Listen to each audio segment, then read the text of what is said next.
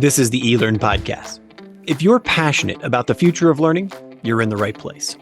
The expert guests on this show provide insights into the latest strategies, practices, and technologies for creating killer online learning outcomes. My name's Ladek, and I'm your host from OpenLMS. The eLearn podcast is sponsored by eLearn Magazine, your go-to resource for all things online learning. Click-by-click how-to articles, the latest in EdTech, a spotlight on successful outcomes and trends in the marketplace. Subscribe today and never miss a post at elearnmagazine.com. And OpenLMS, a company leveraging open source software to deliver a highly effective, customized, and engaging learning experience for schools, universities, companies, and governments around the world since 2005. Learn more at openlms.net. Hello, everyone. My name's Ladek, and my guest for today is Erick Prospero. He is the founder and chief ninja at Ninja Tropic, which is not a self-defense agency specializing in hot weather combat, but rather an e-learning animation company born out of passion and practicality. In this exciting conversation, Erick and I talk about what exactly Ninja Tropic is, right? The genesis of the company because of a need to create microlearning at scale or high volume for the nonprofit universe, and how Erick and his now team got it done. We also talk about why there are different kinds of video, and while you'll use video for everything from a 30-second video to introduce a topic to long-form video for deeper conversations and explanations, and why finding the format that your audience responds to is critical. Erick and I also talk about the need for immediacy versus quality storytelling, and why you might consider keeping your boring content for video and your exciting, juicy content for text or other formats. We also juxtapose the difference between corporate learners and the academic learners or academic settings. Erick explains how it's so often not about what the learners want, but what the institution is set up to be able to produce and the cultural inertia behind it. And a little hint here, academia generally isn't interested in competing in this area. And Erick also gives some examples of higher ed institutions that are actually solving for this and doing really cool stuff. We also talk about the process for creating great microlearning. Erick walks us through the process Ninja Tropic uses to work with a diversity of clients to produce effective content, and why the best content is motivational and not necessarily instructional itself. And P.S. Erick gives a huge shout out to flautas and figuring out how to make those. Erick and I also talk about how to produce content that can be consumed anytime. Erick's experience shows that people are looking for both timed and structured courses, as well as consume at your own pace content. And what we really need to be focused on is how to remove friction from accessing content itself. We also talk about how much of learning data is actually used and how much of this is just lip service. Erick explains how he helps his clients to use lead and lag metrics to analyze everything that they're doing and improve it along the way. We also talk about when to use animation versus live video. And ironically, Erick explains why he'd always choose live video if he could, because that's the most engaging stuff. But that it isn't really practical, and animation is actually better suited to certain types of content and situations. And we round out our conversation about discussing when will VR take off for the masses. And Erick explains why he thinks this won't really become mainstream until it's completely frictionless and immediately accessible to everyone. And remember, we record this podcast live so that we can interact with you, our listeners, in real time. So if you'd like to join the fun every week on LinkedIn, Facebook, or YouTube, just come over to elearnmagazine.com and subscribe. Now, I give you Erick Prospero. Shazam, there we are. Fantastic. How are you today, sir? I'm doing pretty good, actually. I have a quick question. Why did you guys choose Phoenix?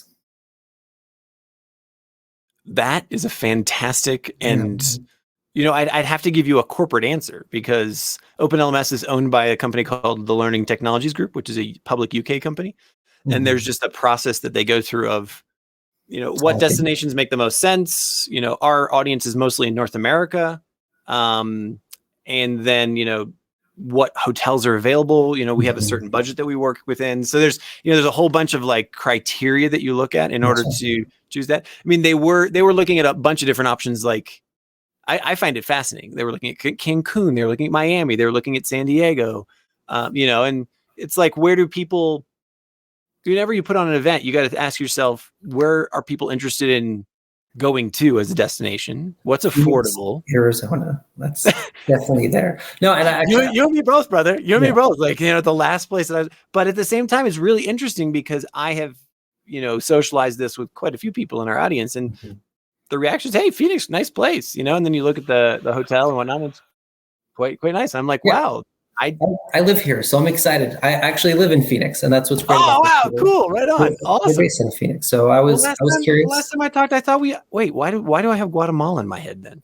Oh, so we our corporate office is in Phoenix. We have instructional designers, marketing, sales staff here, but our production studio, at least the larger one, is in San Salvador. So we have a U.S.-based presence that's, I would say, small to medium sized, but our larger team is in El Salvador.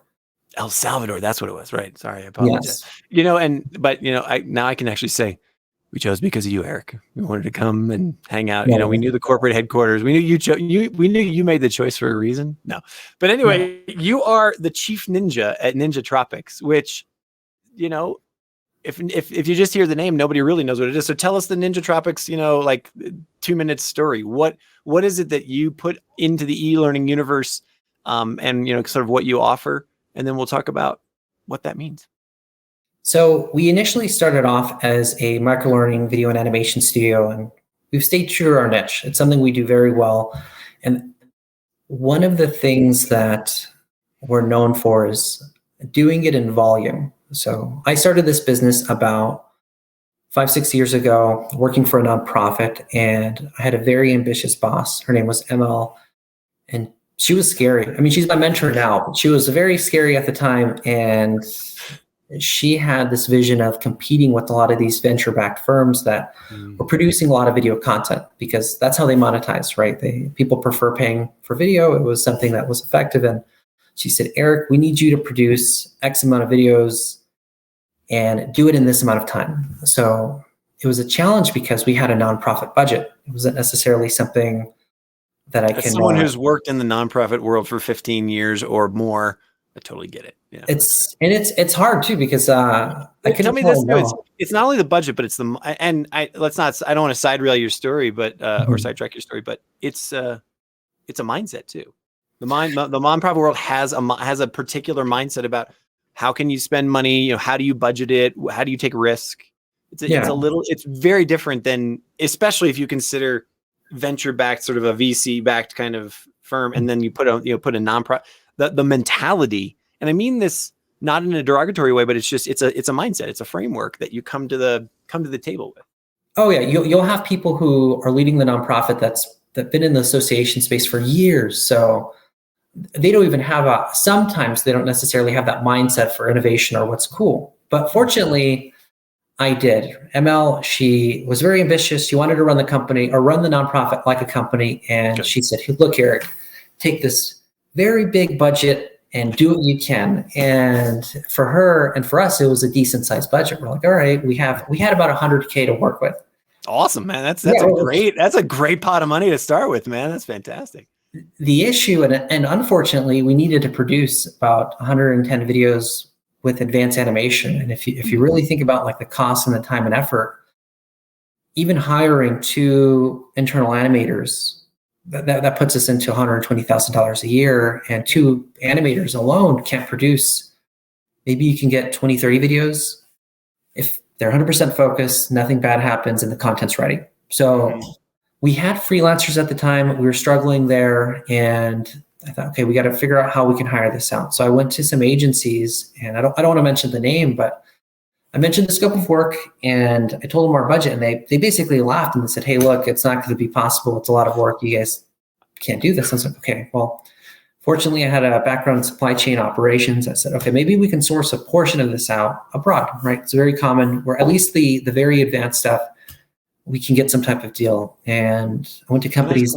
Can I sidetrack your conversation one more time too? One of the things I find really interesting as well is that when we still think of it, and I'm as guilty as anybody, but I just noticed this in your narrative that let's outsource it abroad. Yeah. Like there is no such thing as abroad anymore, right? No. It's just that people, I mean, you and I, I'm in Mexico, you're in Phoenix. Christian, our colleague in the background here, he's in Colombia. I just talked about a company in the UK. Like, there is no abroad anymore. We're all in the same boat all the time. It's just an interesting thing, right? It's just about finding the right talent with the right price point at the end of the day. But, 10 years ago or even 5 years ago, that wasn't even, even that's still being socialized in our brain. So I apologize, but I love that that's just not a thing. Yeah, and there's definitely different kinds of abroad too, right? There's outsourcing, which is very, very far away, and there's nearshoring, right? And so being in Mexico City, even Colombia. Actually, I was there last week. I was visiting the team in Colombia last week, and it was, they work in Eastern time, sometimes Central, so perfect. But my challenge was try to find options in the Philippines and India, and it was just frustrating. It still felt disconnected. Very talented people, but the time zone. It's a 12-hour difference, man. Yeah. That's super difficult. Yeah. But fortunately, I was recently reading a book called The 4-Hour Work Week. And have you read that book? Tim Ferriss. Absolutely. 100%. And honestly, truthful answer is no, I've never read it. I've heard so many people talk about it that I feel like I know the book backwards. I love the honesty. Honestly, the title sums it up, right? Yeah, exactly. I mean, I know the premise. I've been in the startup entrepreneur game forever. Like, I totally get it, but yeah, no, I never read it, never bought it. So it's a solid book. I like it. I mean, if you're trying to program yourself to be a little more efficient and disconnected at work, great book. I recommend it. The main takeaway that I got was, hey, look, you can multiply yourself, or you can create more time by hiring people in different areas, right? Whether if it's a freelancer locally, people abroad. And they actually suggested different companies in Latin America. Then I was thinking, okay, well, that actually could work. It's the same time zone. There's a little more alignment with culture, and it's easier to jump on a call. So I found this company that was essentially focused on virtual admin services. And I said, look, find me an animator. I can teach them certain softwares, and I can build up a team this way. But then the person we hired ended up having a master's in animation. He spoke 3 languages. He knew more about American culture that he was going. He wouldn't stop talking about an Iron Maiden concert that he just went to. And then I was thinking, this guy's cooler than I am. Like, I haven't done anything exciting or fun like this in a while. So, and he's actually my business partner today. We built up a really cool system for that association at the time. And I thought, you know what? This is solving a very annoying problem about scaling video learning content. So that's our 2-minute story told over 9.5 minutes. Sweet. So, hey there. Thanks again for joining me for this episode of the eLearn podcast. I'm jumping in here quickly to request that if you like what you're hearing, if it's valuable, if it's fun, if it's informative, if you're really enjoying what's going on, please do me the favor of subscribing to the podcast on your favorite player. Whatever you're using now, just hit subscribe. And I encourage you to join my future conversations live every week on YouTube, Facebook, or my LinkedIn feed. Thanks in advance. And now back to the show. So what I find interesting is that you seem to be, when you say video content, in my brain, that means like, hey, I've picked up an iPhone, or I've got a camera, and that's what I'm calling video. Are you conflating or including animation in there, or are you talking truly like video, like what we're doing right now? Well, there's different kinds of video, right? And it really depends on the audience and the business purpose behind it. So my background is in content monetization, right? Especially in the association space, we need to produce something that people were willing to pay for. And so there's a big difference between content marketing content, right? And then structured learning content. So in my mind, video, at least from an educational perspective and in the frame of how do we monetize this content, is usually somewhat nicely produced, very organized, structured, and tied to a curriculum specifically for education. Now, could you produce that with recorded webinars? Yeah, actually, a lot of our clients come to us with, hey, look, we have these recorded Zoom calls that we've been using for content, but we need something that doesn't look like something you can find off of YouTube. So there's video as a range. It's definitely our favorite medium. But again, you have everything that could be a TikTok video that's 30 seconds, very quick, or something a little more structured like I would say LinkedIn Learning, which in my mind, what they're doing has been the best for a while. Like I love the structure, very effective in terms of combining passive learning with interactive, and it's what people are willing to pay for. And actually, that's a good point too, because I think if you look at what people are willing to pay for in terms of content, just look at the biggest companies out there, right? Skillshare, LinkedIn Learning, most content monetization sites. They know what sells. They know what companies are willing to pay for. They know what their audience wants. And it's really rare that you're going to see cell phone footage there, right? You won't see, let's say, cell phone footage or recorded. I mean, some associations still are selling access to recorded webinars or Zoom calls. But again, I just got off a call where they said, we don't want to have this type of content because our truck drivers won't respond to it. So it's, Amen. Yeah, I mean, I won't even watch it. And honestly, I designed this because I have a terrible attention span. Like I struggle to finish a 4-minute video. Like and that's me skipping. Okay, I got it. Like I'm one of those like 2.5 audible speed guys while walking because I need to multitask. And I think but can you go to the movie theater and be engaged? Oh yeah, easily. Yeah, video is clearly the best vehicle for storytelling, and that's what you need. Like I know what are the main tools out there? Storyline, Captivate. Like you could tell a story in those products, but can you keep people engaged for an hour, right? When they're clicking next, and that's where I think people struggle with. But video, I think we're stumbling into, or you've introduced. Let's not say stumble. You've very introduced like what is the crux of the learning, the crux, this is the main problem that we have to solve. Or I guess let me characterize it positively.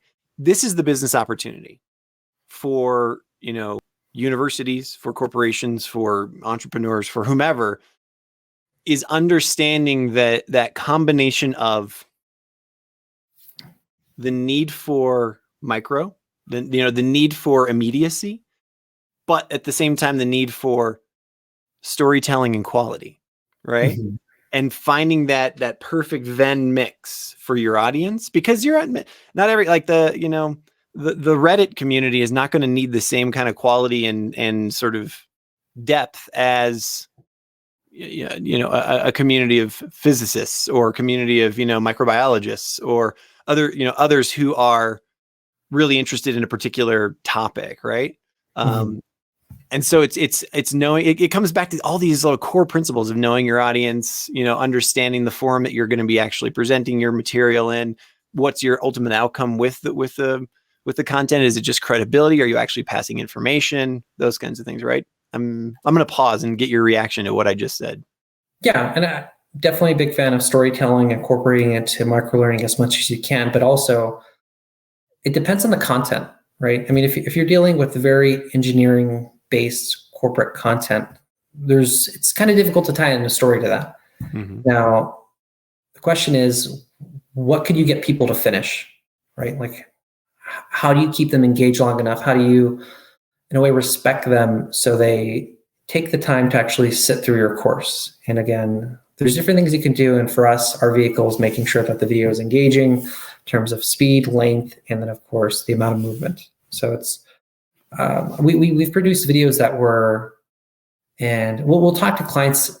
Let's just say they come in with cybersecurity content that's very technical, and sometimes the response is, and again, this is not me pushing video or selling it when I'm talking to them, but they'll say, hey, look, this is very technical. It's not going to be a good vehicle, or it's not going to be a good content for video. Then what else would you want it to be? Would you want it to be scripted or like just text that they read? At least with this format, it's something a little more comfortable. Let's keep the engaging stories, the fun stories, the things that you read, because I think video has the power to, at least because it's a little more designed for an easier user experience, it makes boring content better. Now, if you have a fun story that hooks people, keep it text-based. Like now it would be an awesome video. Like, I mean, there's a lot of things you can do with pacing, different frames and shots that get people excited, that even in its nature alone get people pumped. But if you're trying to keep the balance there, I would say keep boring content for video, and then actually keep the fun content, the things that naturally have stories. Keep that text-based because it naturally has that appeal. Mm. What's I know we wanted to talk about where you're going, or, you're like, we're basically focusing on how do we get to that content that's relevant for your client or your learner or whomever. Talk to me about the different places where I correct me if I'm wrong. You're mostly focused in corporate clients, business clients, those kinds of things. Juxtapose that to me with an academic audience, a truly academic audience, where you either have adult learners, sort of soon to be adult learners, or, non-adult learners. Like, are those same principles? Do they apply across all of these genres, or are we really struggling right now in this conversation with the corporate learner who is pressed for time, who doesn't really want to feel like a student? They want, they want the knowledge, they want to get in and out. Again, let me leave it there for you. So our true niche is video microlearning, and that creates some problems for us as a business because we service a lot of different industries, most of them being in the corporate space, right? Mm-hmm. So you can say you'll see on our site that there's a very specific corporate portion just for them because that's who we focus on. But we actually have been working with a lot more innovative universities, people who care about their brand in terms of content. The issue is on the academic side, and we've been to conferences where we've had booths, is they get excited, but there's just too much administrative work. But if anything, you have these programs that people are paying $30,000, $40,000 a year for, and they're recording.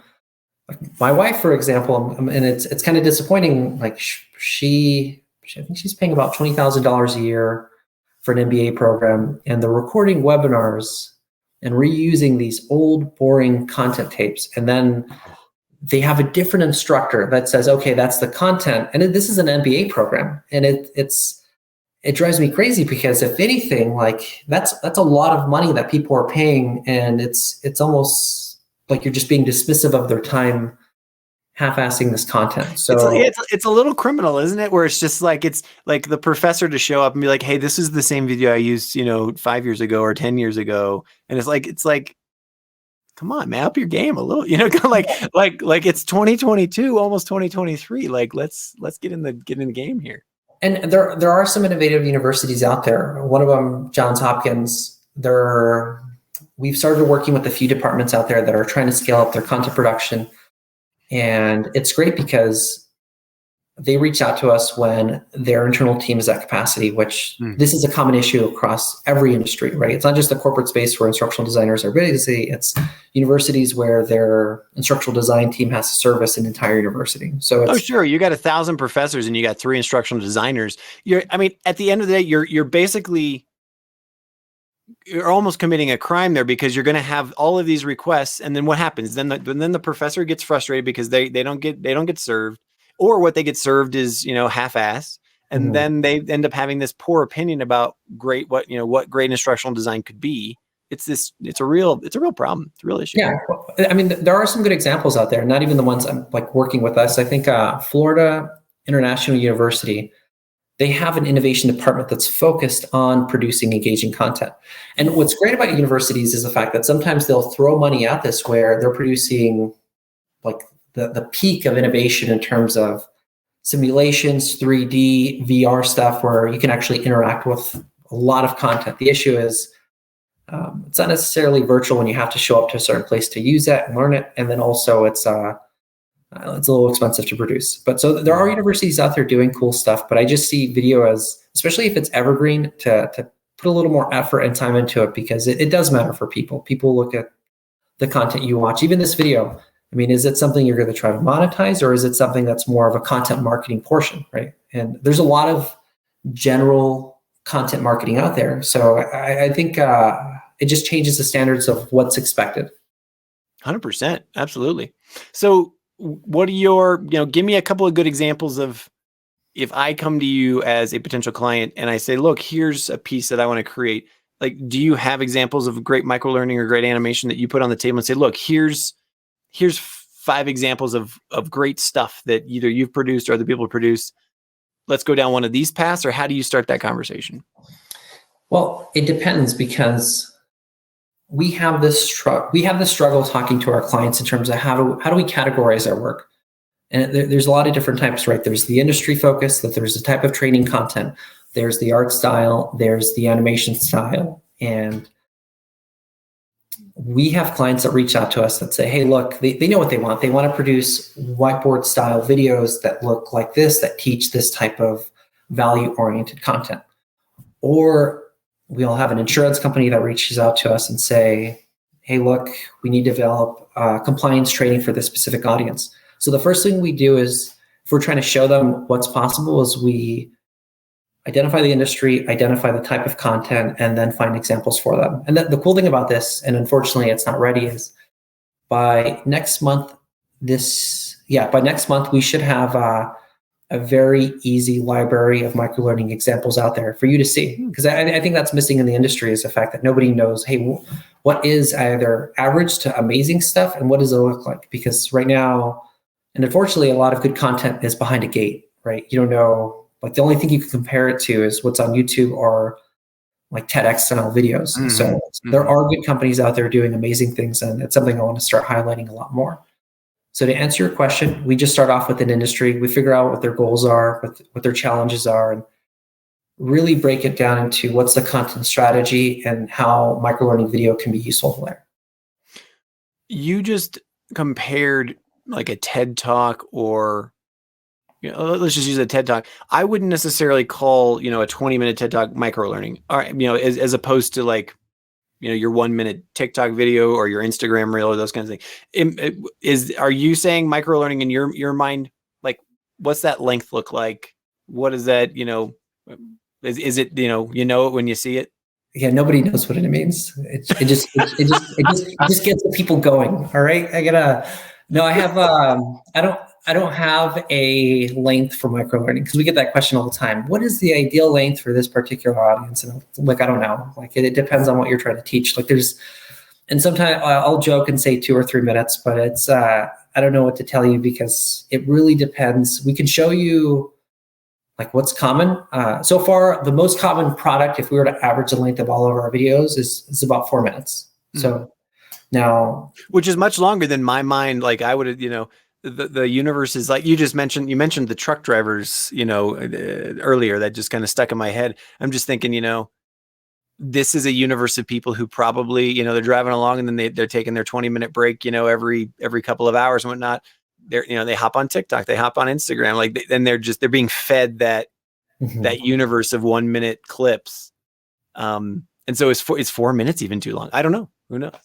Yeah, I mean, and it also depends. That particular client, they're actually trying to monetize some of it. So it's hard for them to sell packages of content where they have like hundreds of 1-minute TikTok videos. So it'd be kind of a bit of a challenge for them. But I come from the generation where 4 minutes was a good video length. But now apparently you have Gen Z, and a lot of everyone's getting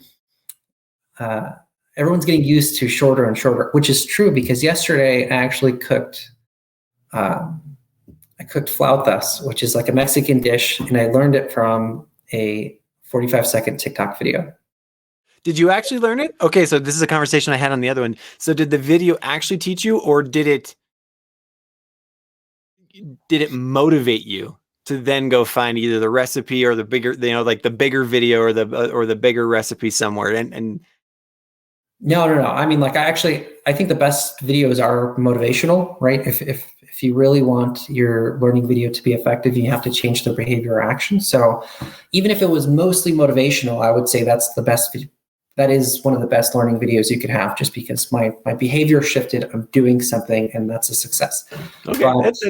I guess the interesting, we on an earlier conversation, I can't remember if it was Mark Lassoff or.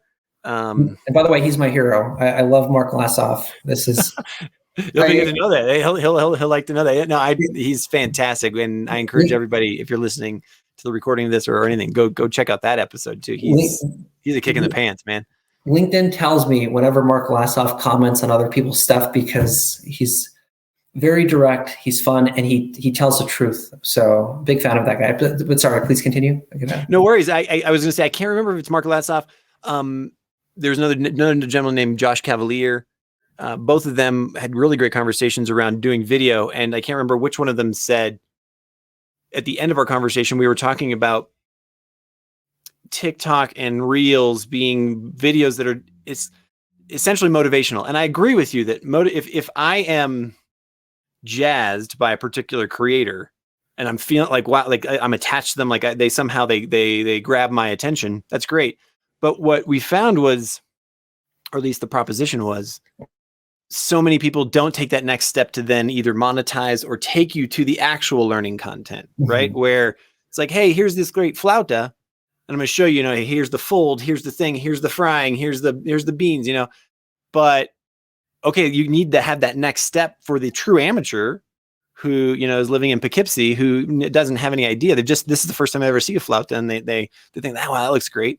So you've got to take them to that next step, right? And so that's what I was kind of wondering, in your experience, do you just know enough about flautas that you had all the stuff ready, or did you have to go find, okay, here's the ingredients I need, here's the step-by-step? I love this conversation because it's combining Mexican food and e-learning. So amen, bro. Hey, vivo en Ciudad de Mexico, man. Come on. Man, I'm jealous of you, so congrats. And so let's jump into my flauta experience, because it's tied to the content. I've actually never made one before. So before this video, I never made one. I saw it. Now, am I an entry? I wouldn't say I'm 100% entry level, but I've been working with a company. Let's just say I'm working with a company for a year. I kind of know of the process, but I know of the components. So in this case, all right, I get the concept of how to make salsa. I know what frying is, but this video just showed me the sequence of how I should do it. And then I said, you know what? I can do that with everything I have here in the refrigerator. Let's give that a shot. So it walked me through. It was actually a very detailed process video that was effective, because while I was cooking, I pulled up the same video and I pressed play, and I said, okay, great. This is what I have to do now. This is what he's doing. And again, very powerful video. And it was under 45 seconds. And I'll figure out how to send a link to everybody. But I think trying to remember the Instagram. By the way, I watched the background right now is feverishly looking for flautas on TikTok. Well, no, and the funny thing too is it was a TikTok video on Instagram, just because of course, that's how I watched Instagram videos. But I'll find the video, and if you're trying to make flautas, it's very simple, and it's, for me, who's, I would say, somewhat entry level, right? I know how to cook, but it was enough. So I didn't have to pull up any other type of content. I was able to explore, go through this process on my own. And then again, it was stimulating. It got me excited, where I actually felt confident to do it, where I would say that I learned more from actually doing it, but it was a type of passive learning that gave me the motivation, at least the know-how of these are the steps that I have to do. Fantastic. Well, then this leads me to my next question, that where, and I think it's a broader topic here. So where did that video find you, or at what moment? So was it just that perfect moment where, hey, it was almost dinner time anyway, and you were flipping through, or were you purposely looking for things to cook and eat, or was that? And so my question really is, in your experience, as you're creating and working with clients, are you having the conversation of, we need to produce stuff that can sort of just be introduced in that flow of work? Or are most people saying, look, we want our employees or our learners to take specific time out and say, hey, look, it's 3:00 on Thursday. I had booked this time to go learn. Like, do you see where I'm going with that question? Yeah. Like, what are you finding is happening more and more? We're seeing that both are happening. So when our clients, they still like the asynchronous structured content, something you could find on the LMS. But instead of being a 1-hour SCORM compliant storyline course that's not necessarily accessible, they're opting to break it up into 23-minute microlearning videos. A good example recently was a client that was producing customer onboarding training. So they had courses that were very structured, that had 20 microlearning videos about 3 minutes each and really simple, easy user experience. You hop onto the course, you watch a video, interact, watch a video, interact, watch a video, interact. But they designed it this way so their customer success team could actually be sending these Vimeo links to clients when there were issues. So they were developing assets that were there as structured learning content, but then also were very accessible after the fact. Because when you're trying to solve a problem, you're not going to remember the training you went through 2-3 months ago. So you need either a library where it's accessible, and actually most LMSs have that option. You can easily hit search. There's a keyword function in there that brings up the very specific microlearning video that you're trying to find. Or in this case, they would ask a customer success team that, hey, look, I'm having this problem, and the team, they had templated emails as well as video links already incorporated in them. So it was relatively easy to do. And I think that's how they achieved both, because it was something that had structure, but then also was very accessible. And for this specific example, I was not looking for Flauta videos. I think it was just a spur of the moment. But it was one of those, you're right, it was one of those motivational pieces of content where I came across them and I said, you know what, I can do this, and I'm going to try it. So now I know exactly where it is. And when I'm trying to make flautas, even though I know the recipe, the video was effective, the process was effective, I know where to find it, the recipe, so to speak. So you've used the term accessible a couple of times, which I find really, because, correct me if I'm wrong, I think you're using that term not in sort of, hey, how do we make this accessible to federal compliance and ADA? Yeah, exactly, to neurodiverse individuals and whatnot. But you're talking about a great topic. I think Mark and Josh brought it up as well. The friction. Like, how do you remove friction from the learning process? And one of the huge things is, how much content is sitting in either in an LMS or, even on somebody's just sort of feed, hey, like, how many times have you clicked on a link and you put it in a save later, or you put it in a notice and you'll never go back to it. And then, wait, how do I find that? Talk to me about how you work with clients to remove friction from the learning process, or from the learning moment, so that when you have a learner who has that, I need to make flautas tonight, you know exactly how to get there and find it, or, hey, this engine just broke down and we need to know what to do, etc. We encourage them to have content that they can easily host on their LMS as well as off of their LMS. Now, that's the problem with that is they won't be able to gather very specific data if it's off their LMS, right? I mean, you don't have the tracking platforms. Yeah. Now, there's tools like Wistia where you could essentially see how many times a video is being viewed, but if you really want to make it accessible, you need to make it one click away. So there's a lot of our clients reach out to us because they're going through this digital transformation process where they've spent hundreds of thousands, or they're going to spend hundreds of thousands of dollars on an LMS, and that they're really focused on learning experience. So most of them have this feature where you have structured courses, or you have the option to have essentially a resource bank where you can search and find.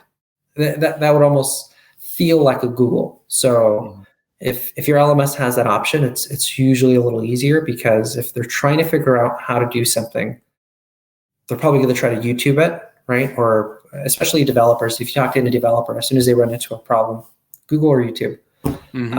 So if you can make your platform feel like something very similar to what everyone's used to, that's the best case scenario.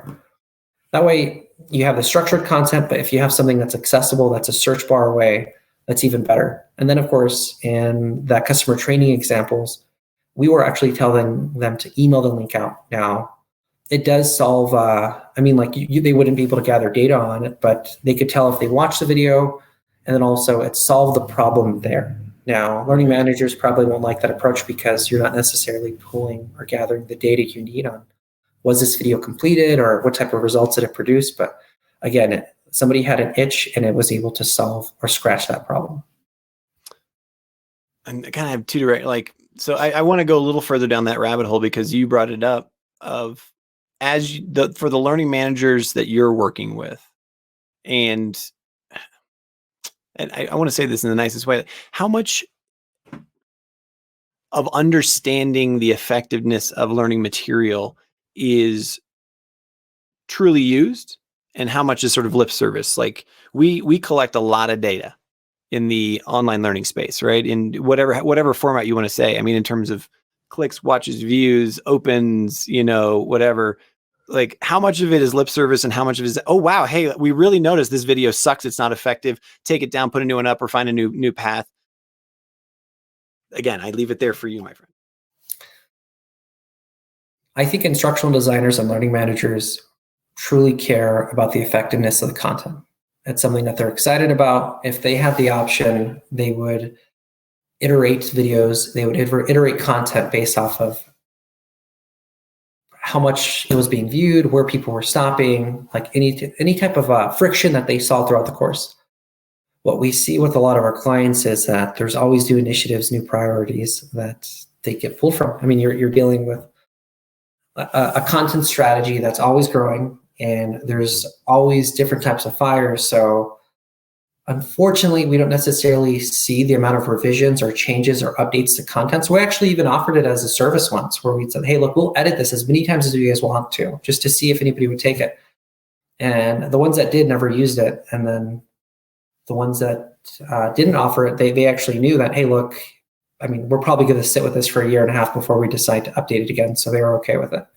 Now, when it comes to data, the issue is you have two different types of metrics. We break it down, at least for us, we break it down into lead metrics and lag metrics.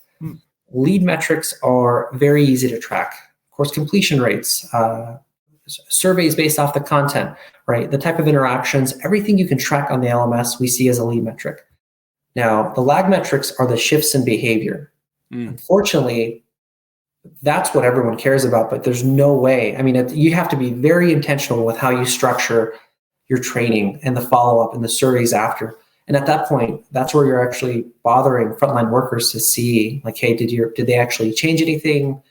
Did they learn the material? That's where the gold is, because that information is very hard to track. So we always try to set up our projects with two metrics, right? What are your lead metrics and what are your lag metrics? And when you're going to come back to actually review both of them. And one of my favorite organizations out there is actually Brandon Hall, because they have an award system that's very focused on lag metrics. So to win in one of these awards, you actually need to say a shift in behavior. None of these like vanity metrics about course completions and about views, about customer service. Yeah. Because it's easy for us to develop something cool. Like that's really easy we can get people excited. It's easy to get people excited through video. Like a good story, a good script, and decent pacing, and people feel. Like that's what's great about videos. I mean, I saw a 45-second TikTok video, and I was making flautas the next day. So video is an easy medium to get people excited over, but the trick is making sure that you shift their behavior after. I mean, that is the crux of the entire learning, proposition. Excellent. I want to round out our conversation for the next 5 minutes or so.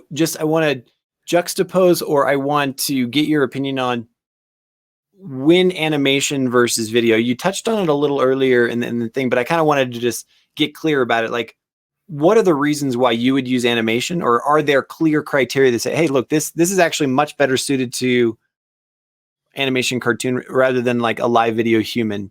What are those criteria that people should think about? So we have about 80 animators in house, and we're producing a lot of content, a lot of animated content. But I love live action video. Like if all of our learning content could be a soap opera, I would watch that. I mean, like Telenova, get it done. It's something that's exciting. So and I bring it up this way because there's different factors, right? You can have thought leadership content or something that's very mechanical in nature where you have to see. But a lot of times when it comes to live action video or animation, it just boils down to logistics. Is this something that you can film? Now, the trucking example that I was just talking to you about, it was funny. We're producing safety videos, and they were saying, "Oh, we can't necessarily film people doing things we don't want them to do." So it's like there's logistical concerns with filming people not paying attention while driving, right? If only I were Adam Sandler and this were a different medium, we would have had a great bit there. I don't know. I feel like. And that's how if you have the capacity and resources to tell a story that way, to get people engaged. That is the best. Again, I own an animation studio that specializes in microlearning and interactive and a bunch of other stuff. But I would say live action, like people, and it's something I can feel. But again, there are logistical concerns tied to execution. So yes, there's things that animation is just better suited for, like if it's process oriented or like higher level thought leadership, if you're explaining like the integration of data servers and you need some type of metaphor and analogy. But at the end of the day, it just ties to what's more feasible in terms of logistics. Now, there are some examples where you do have live action video and it's easier to produce.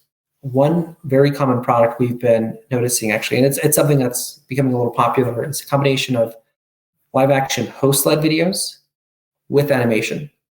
So you still have an engaging, professionally developed video that feels comfortable. You see a host that you can connect with, but then when the content's a little more technical or we're discussing a process or something that you shouldn't be doing, it's easier to animate that portion.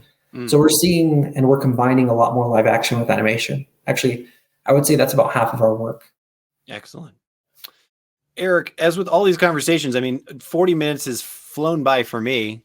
And we're kind of coming to the place where we need to wrap things up. I want to ask you two questions. I want to first, the second one is one I ask everybody, but talk to me for just a few minutes about where do you see the next step in video? You and I had kind of had a little chuckle in the green room before this, and I want to make sure we touched on it. Where do you see virtual reality going? Where do you see like next, what we might consider next level video experiences? Are those a reality that we're going to get to? Is this just another Second Life kind of stuff that I don't think it'll go the way of the dodo, but it's, is it valuable for certain things? What's your opinion on it? And what's your prediction for the future? I don't necessarily have a timeline for when VR, ARs, or even things like the metaverse are going to take off. I just know most of my friends, even younger people, Gen Z, don't necessarily have access to them. So video has been an accessible tool that's easy to use. It's very familiar. So I'm waiting for this shift to change now.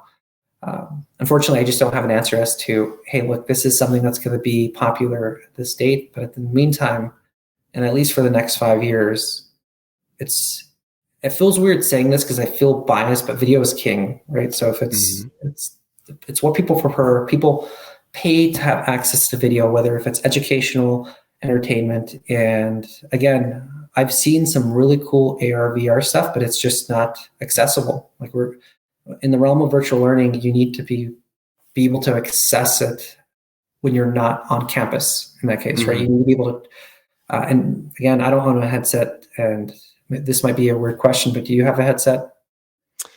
In my house, we have several. So, okay. All right. I mean, I have a 14-year-old son. So he's like there. We should ask him then, because I think that's who I think really knows when this is going to take off, because this is what they're growing up with. But I think everyone right now in the working force didn't necessarily grow up with headsets, right? So it's that's still a thing. I think you're right. It's still a thing, another thing you have to do in order to get there, right? It's that friction. Yeah, and it's not necessarily friction. It's just, and I think that response is great, because it's, what did you grow up with? Video.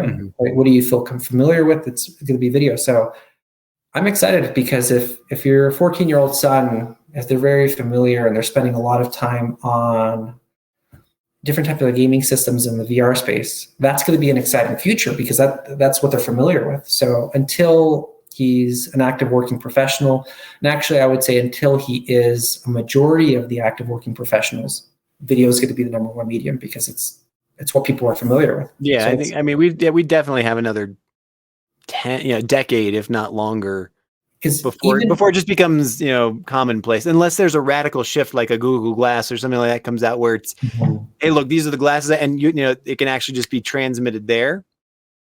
Unless there's something really cool that surprises everybody and just takes off like wildfire. But even the internet took 20, 30 years. Right? It wasn't necessarily a quick transition. So even when your son is 24, 25, 26, you'll have to understand that us older millennials we're going to be the majority of the workforce, and we're going to be looking down at these guys and being frustrated about their new innovative ideas. So sure, exactly. And we're the ones who are going to be making the decisions in a lot of cases still, although it'll mostly be women. You and I are going the way of the dodo. Anyway, last question for you is, clearly you're excited about everything that we've talked about here, but is there anything special that you are particularly jazzed about, excited about for the next, short term, for 6 months to 12 months out? A new shiny object could be a new software system, could be another organization, could be something, anything in the e-learning universe that you'd like to give either a shout out to or something that you're like, I'm super jazzed about this next thing. No. Yeah. Oh, no one's ever said no before. Yeah, I know. I mean, like, there's I get excited about everything, right? I'll tell you, like, hey, look, this is a cool learning experience. You did get excited about flautas, so yeah. Yeah, I mean, like, I'm a very excitable person. So, is there anything specific in terms of technology or people? Well, technology, no. But what I am excited about is the changing control in terms of generation. Mm-hmm. So millennials are starting to take the wheel, and again, they have higher standards in terms of content. So that's what I'm excited, because that has a lot of different types of implications on how we see technology in the learning space. Like, it's no longer going to be a burden to be innovative, and our generation is, I mean, like, they're ready for it. So I'm excited because I see a lot more control going to that group, where funner types of content, whether it's AR, VR, things in the metaverse, even though I don't have access to any of those, maybe I'm behind the wheel, like, they're going to be a little more popular. There will be a lot more experimentation with those things, where before it was just dismissed. So I'm not necessarily excited about any particular technology, but just the shift in control. And again, our company is, I think, we're 98% millennials at our company. So we're pretty excited to be ready for this type of innovation, or where the industry goes. Fantastic. Erick Prospero, you are the chief ninja at Ninja Tropic. This has been a delightful conversation. I really, really appreciate you taking the time out of your day there in Phoenix. And I wish you all the best, and I hope that we'll be able to have another conversation sometime soon. Appreciate that. Thanks again, everyone, and have a great day, all right? Make sure to find that Flauta video. Absolutely. Cheers. Thanks again for joining me for the eLearn podcast. Make sure you never miss an episode by subscribing wherever you listen to podcasts. Just push subscribe on your player right now. And remember, you can join the conversation live on YouTube, Facebook, and my LinkedIn feed every week. I hope to see you there. Thanks.